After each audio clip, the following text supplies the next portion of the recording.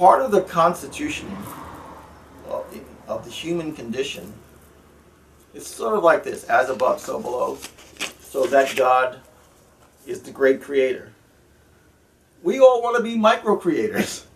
We all want to have our say in everything that we see. There's nothing that passes our mind, that passes our perception that we don't have an opinion about, whether it's conscious or unconscious. We got an opinion. And that opinion wants to shape whatever that is. You know, because we have the nature of the creator within us. It's inherent within us. Just like as a biological creature, you have the inherent nature to procreate. You never thought, oh, I want to procreate. That nature is naturally there. It naturally arises. It's just part of your programming. See? Part of your psychic programming is to create. See? Is to create. Now the problem is that we have that notion of I, which is I equals ego, meaning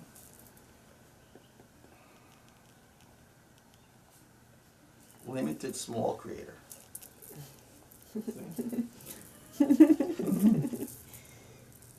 That's who we are.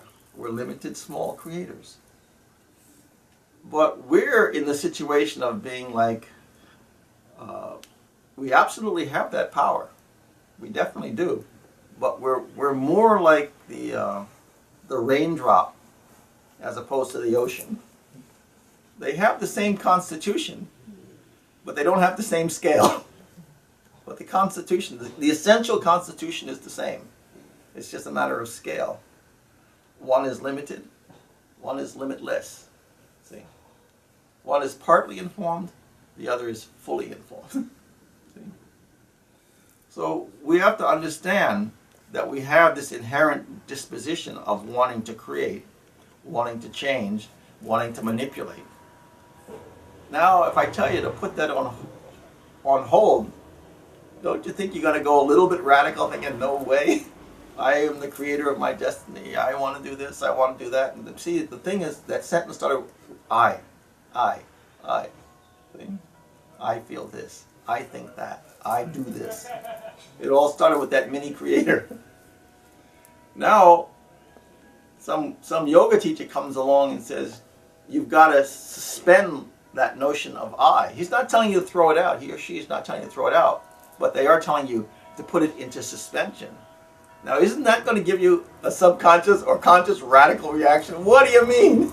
Suspend I. Suspend me? My most valuable creation? I don't think so. See? That's why this business takes so long.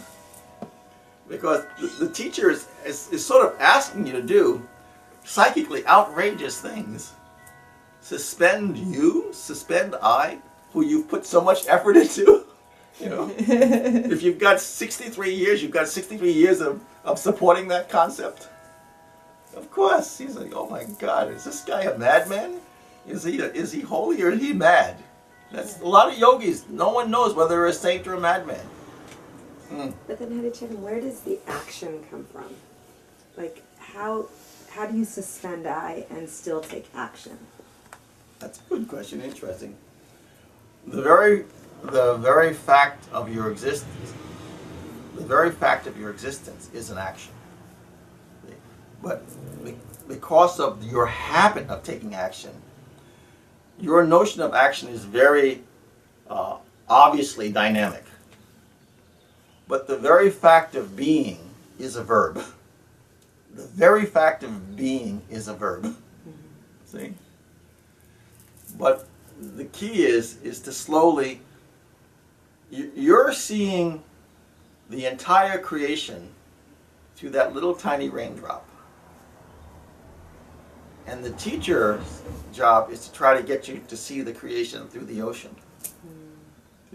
But you're totally invested in that raindrop point of view. Because in that raindrop, that little raindrop point of view, you have control. You based on all your notions of who you think you are, you have some control. You can inject some energy into that circumstance and affect some change. And the I always wants to create a change based on its action. See? And then I tell you, well, you have to slowly try to neutralize that. That's like saying, well, get into a coffin and die. You know, that's how people are thinking about it. You know, no one's going to jump for that. Because the truth is, even if the I tries to create a change, it's either going to happen or it's not. It doesn't actually, our actions aren't influenced by our own thinking, right? Not entirely. This is a very subtle, sophisticated conversation. Yeah. Yeah. There's things I could say, but I don't want to confuse the issue. Yeah.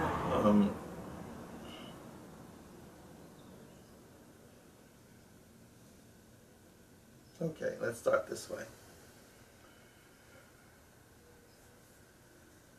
Every action, every thought, every feeling is temporal.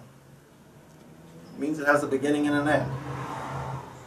It's not a permanent condition. In this temporal reality, you can affect a change. Okay? In the temporal reality, you can affect a change, which is what you're 100% vested in, psychologically. In the unconditioned state, you cannot affect a change. It is what it is. See?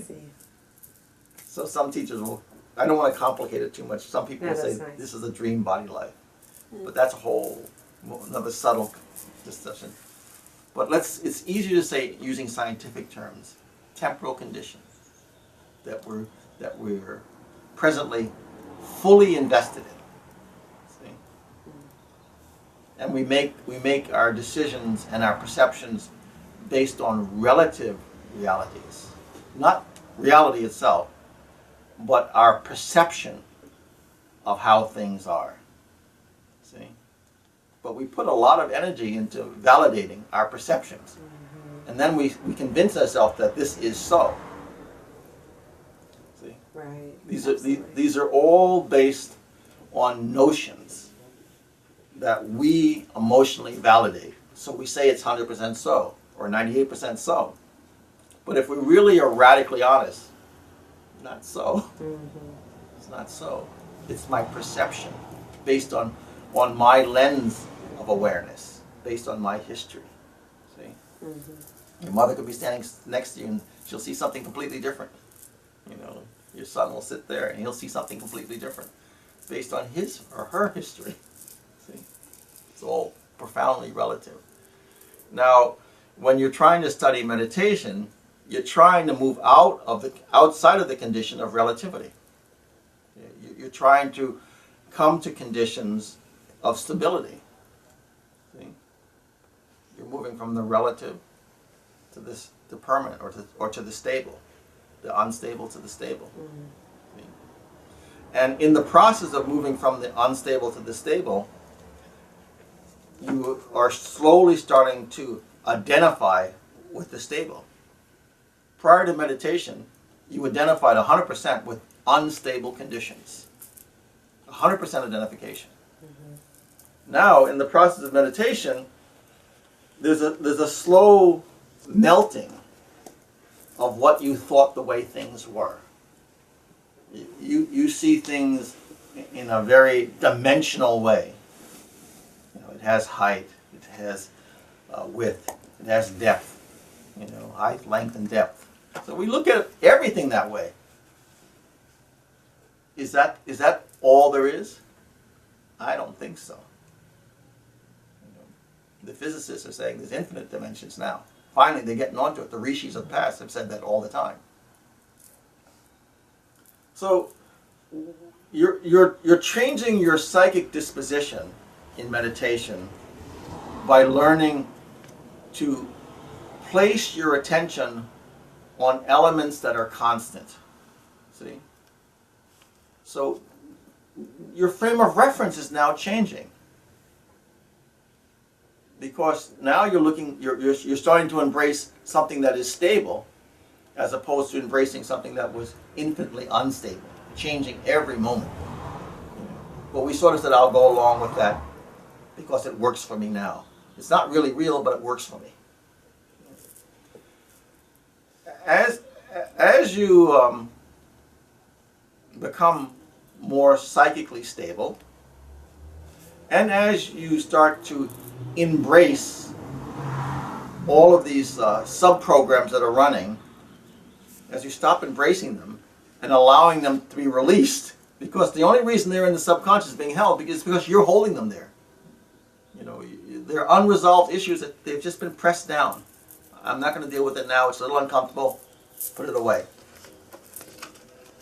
But it didn't go away. You just denied it.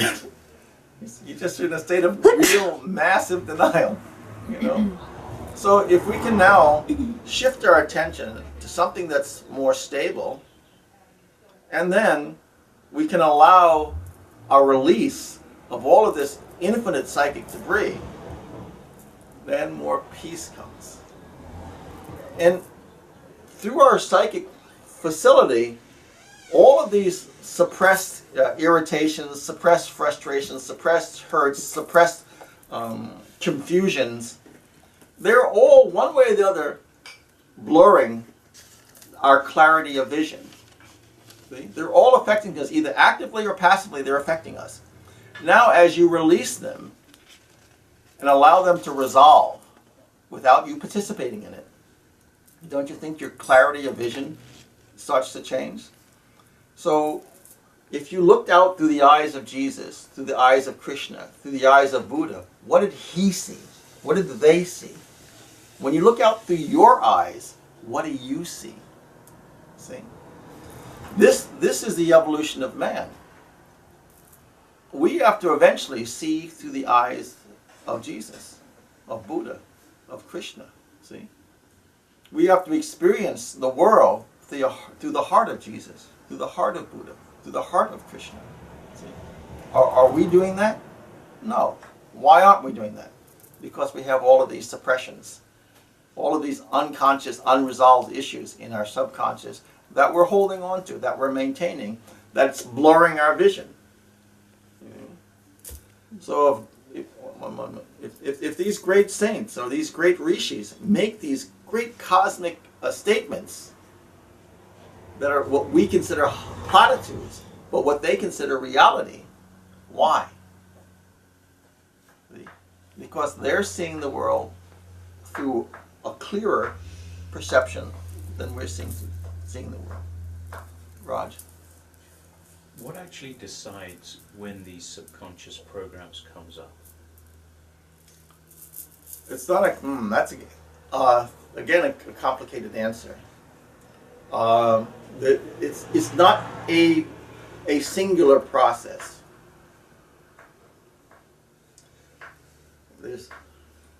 Sometimes there's simply a spontaneous arising. That's one thing.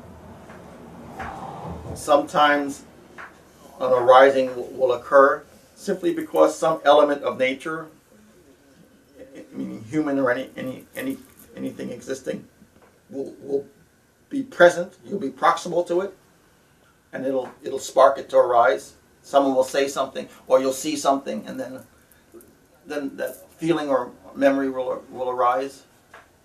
So that's two things. And the third thing is karma. It's trying to fruit and resolve itself. See? So that's three events that can cause a unconscious process to arise. Okay? There's maybe more, but that's three that I can think of immediately. See?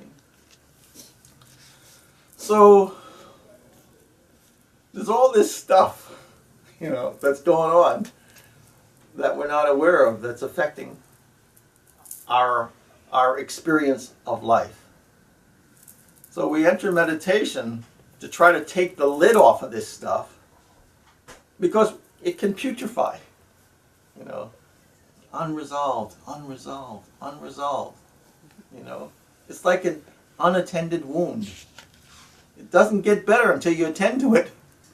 and it can cluster with other like vibration conditions, so that what was small, but if you get 10,000 small things put together, it becomes a real neurosis. See? It becomes a real functional problem that you say, I don't know where this comes from. I don't know why I have that fear, but I can't get into an elevator, or I can't stand next to a redheaded person,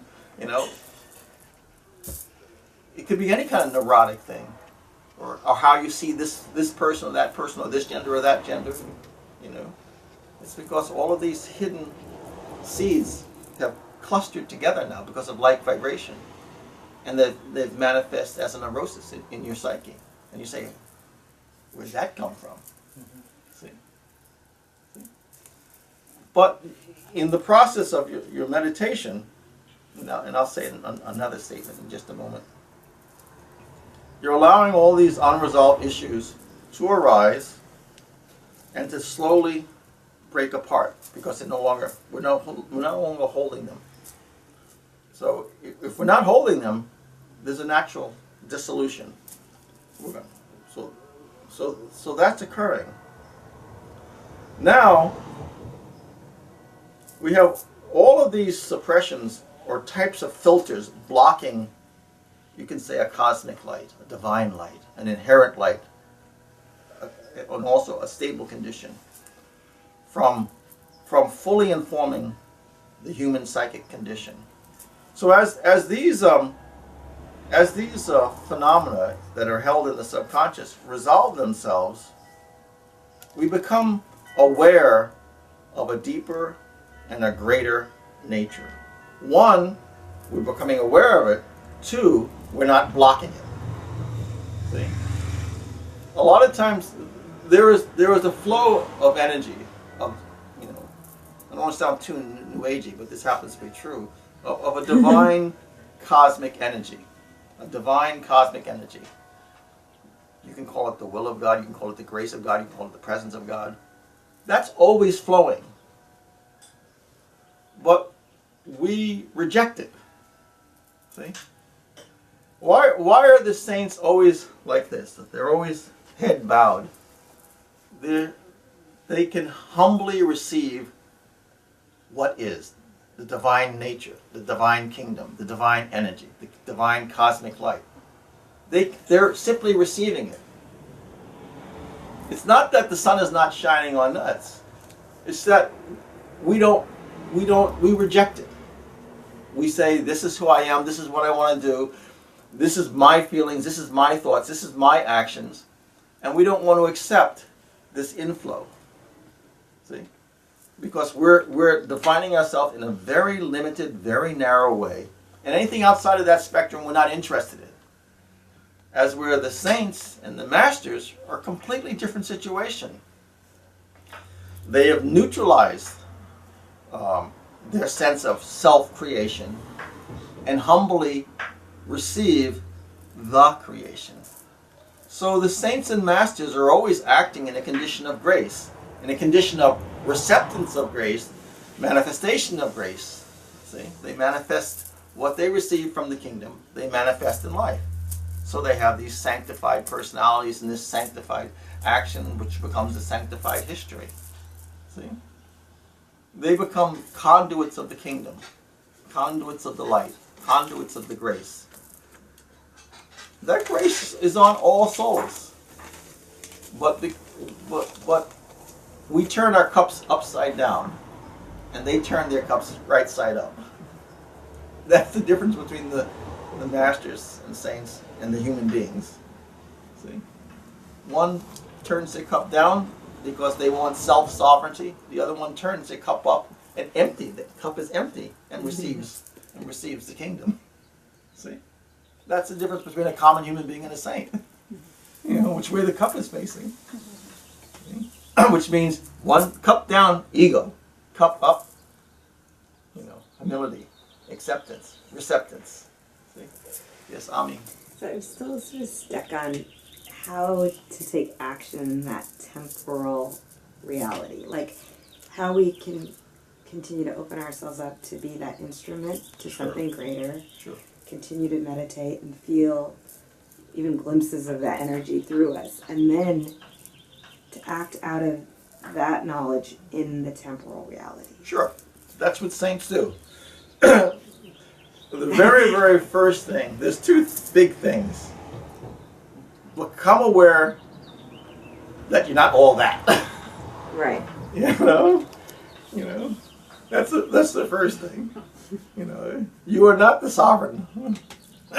So become aware of that, and become aware that the very fact that we're here on this planet means we're all patients. That we should lovingly receive ourselves as nutcases. Yeah. That we are not mentally well. That's how we got here. Right. One time I asked my Guruji, what is the greatest disease? And without a thought, he said, birth. That really shocked me. But I've been thinking about it for years. The very fact that we were birthed here, and that we had all these things to work out, all these misperceptions. We're not having a clear vision of the kingdom, so we have to come back here and work it out. Yeah. So we're all patients. See? And these saints and masters are the physicians who come back to help us have that vision of the reality. See? The vision of the truth. One part of the answer. Now, in that acquiring that vision of the truth, which will give us a clearer, saner, more compassionate, loving action, a true life, not a faux life, a true life. A life that's in a unitive experience with all of creation, not an individualized, isolated life, which is what most human beings live. They don't live a unitive existence, they live an isolated existence. To bring that condition about, ceaseless prayer must be there. Ceaseless application of mantra must be there. Based on the wisdom that the prayer gives. If you wanna understand the mind of a saint, study his prayers. Inherent in the prayers of a saint is their psychological disposition, is their psychological viewpoint, is how they see the world. So study their prayers. You'll acquire a new psychology. That psychology will lead you to greater purification. Now, the application of mantra. Mantra is a vibrational disposition from the kingdom. It's a thread of energy that has a particular effect. So by associating with that thread of energy, or those sacred syllables, there's an inherent purification, an inherent rebalancing of the human condition. Each mantra is injecting its particular quality or its particular action into your life. So the ceaseless application of mantra must be there. Again, it's forming a purification. If you do the ceaseless prayer, if you do ceaseless application of mantra, you are preparing the field of awareness so that meditation becomes easier because there's simply less debris. These things are cleaning up the mess. See? So now when you enter the process of meditation, you're entering the process with the vibrational energy of prayer, the vibrational energy of mantra, so that when you sit, you're sitting with a disposition that allows you greater, more rapid progress, simply because you're sitting with the correct disposition. See? To have success, you need many things. For success in any sacred action, you need correct knowledge. Okay? You need correct application of the knowledge. And you need correct environment. See? And a simple example is I can have a match that I know will light. I know it has the chemical constitutions that are flammable. Then I have to have the correct striking technique so that the match will light. So that's the technique. It must be correct. You know, if you're not striking properly, it's not going to light. You have the correct materials, but you must have the correct technique. Now, the third thing is you must have correct environment. If I have the correct match, if I have the striker here, and I stick it under the water, and I try to strike it with correct technique, no ignition. If I take those same constituents and strike it with this oxygen, the flame arises. See? So you need correct knowledge, you need correct technique, and you need correct environment. See? So sometimes people will learn some, well, most students are not that great. They get some semi-correct knowledge. And then they get some semi-correct technique, and they have a lousy environment, a lousy psychic environment. Are you really going to have success like that? No. So they have a body of attitudes that are thoroughly dysfunctional. Thoroughly dysfunctional. You know, they're doing it all for the wrong reasons. Mm-hmm. No, there's not going to be any success. There's not going to be any success. But there'll be the self-delusion. There'll be a radical self-delusion. See? So that's why getting next to teachers, it's like getting next to a really hot pot. You know, or jumping into a really hot pot. That hot pot is to render you down, to get rid of all the nonsense. See? So that just what is essential is left. See? That's why people run away from teachers. Because they're like hot pots. You have to be willing to pay everything, to give everything, to acquire everything. See? Everything that has been given must be returned in order to receive everything. See? See? Now, a master like Jesus has made that example, where he became intuitively aware of the truth. And despite the cultural and the political and the physical circumstances, he spoke that truth. And in speaking that truth, the grand sacrifice had to be made. They called Jesus the Lamb of God for a reason. Because he was manifesting a truth, and he was willing to give everything for that truth, including his mortal body. See? But because he gave it all, not 99%, 100%, because he gave it all, he received it all. See? And was able to re-manifest in a body of God, not in a body of clay. See? A body of light. You know. The great teaching of Jesus. Full. But prior to that, you saw in the Garden of Gethsemane, Jesus doing profound prayer. See? So there's that union. And many other mystical practices that this master has practiced. To give us an example, you know, he knew that his crucifixion was coming. Why didn't he get on the fastest camel out of town? He certainly knew what was coming. But he knew that by making this grand sacrifice, and in the midst of that sacrifice, showing absolute forgiveness, see, which is again a way to God, not holding on to any harm. He renounced harm, though he'd been tortured, he'd been injured, he'd been castigated. He forgave everybody.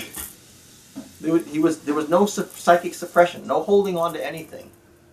Just the Lamb of God showing the way. See? And became immortal, you know, through complete acceptance of the divine. See? So that's what we have to understand, is that we all have to go through our own crucifixions, you know, our own wounds that we receive. And not based on our own psychological strength, but on our communion with the kingdom, do we get past it.